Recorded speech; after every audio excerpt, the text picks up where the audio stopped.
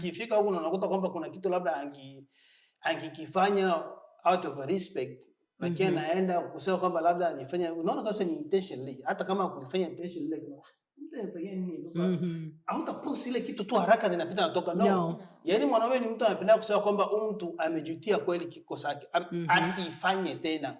Ile ndio kitu kwa mwanaume anaangalia kwa ule muda, cause ukikosea na kuja tu directly ile mafeelings na mtu atafanya tena. Nikisema kwamba ni cool down tu wanao ataendelea kufanya ile kosa. I guess while we're on that, ni ushauri gani mnaweza mkapatia wanandoa wachanga? Yani tuseme watu ambao labda wameoana mwaka jana 2025, au labda wale bado wana date, wanategemea kuja kuoana. What's your advice to them?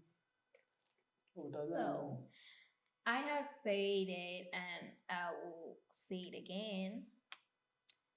I have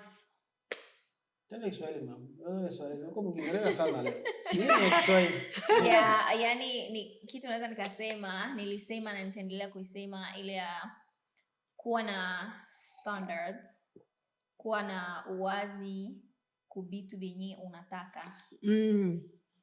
Na gisi unakusudia kufuatilia ama kuendelea kwenye maisha yako, because it's all start at the beginning where unasema no, acha niende na huyu partner hivi atabadilika, ama unaona iko na he's not really like good for you, he's not like your type, but unatafuta ka reason tu fulani like maybe ata change, maybe tukikuwa naye huko ndani it's gonna get better. No, it won't get better in there, it's gonna be doubled and you won't like it. So it's better unakuwa na ile msingi na a lot of green flag, a lot of really good things kwa huyu mtu partner wako, na unasema these are the things I'm ready to go for. I'm ready to handle this. And kuna kwanga vile vitu vidogo kuadjust. He wasn't perfect, I wasn't either, but kuna vile vitu wenyewe I was like, okay, this one I can adjust.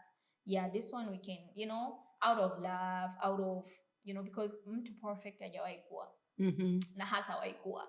So I can't ask you guys to go look for perfection or somebody perfect. No, but look what is the point ambazo unajua nitasimama na huyu mtu kwenye easy point no matter what. Then those ones that can be adjusted, you work on those.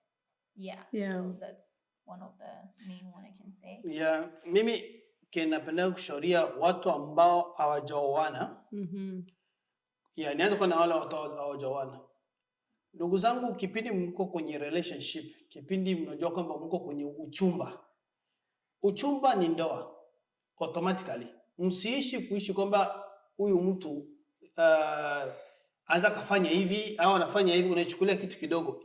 Muishi kama mnaishi tayari, hata japokuwa kwa distance. Yani muunganike tayari, sababu mkishajiunganisha ndio get the better of get something from partner wako. Utamjua kama ni mabaya, utaijua kufuatana na jinsi mnaunganika. Sijasema muunganike kimwili, hapana. Muunganike kimindset, muunganike ni kila kitu, jinsi mnaongea, yani chochote kile mnachokipanga maisha yenu, muwe na muungano wa kila kitu. Hao ndio watu ambao wapo kwenye ile mambo ya uchumba. Lakini kwa watu ambao wameshaoana, kwa nyinyi ambao mmeoana, kumbukeni mara kwanza kipindi mnaenda kuchumbiana. Ile mara kwanza misingi gani mliwekeana? Na ile misingi muendelee nayo siku zote. Usizarau feelings ya mwenzako. Usichukue rahisi kusema kwamba wewe ulishamuoa, usichukulie poa kwamba wewe ulishamuoa. Ushona, wewe hata nikichukua dala yake 10 hata sema kitu. Ushona, au ulishamuoa hata nikisema kwamba ni haiga ili bali ovyo tu unaona hata sema kitu. So ogopa sana kukwaza kumuumiza mwenzako. Yes, mwenzako hata react kwa ile kitu ambayo unamfanyia kwa ule muda maybe, lakini uko naenda naumiza kitu fulani ndani ya moyo. Usijipatie full confidence sana kusema kwamba niko na huyu nishaoana naye ndio naweza kufanya chochote kile kinafanya. Mwanadamu still. Ni mwanadamu anakana badilika. So ogopa sana kuumiza mwenzako, cause kidonda ya moyo ni mbaya sana. Ni mbaya sana kuzidi hata kupiga mtu useme kofi kumkono. Yaani ukiumiza mtu emotionally ni kitu ambayo inaumiza sana.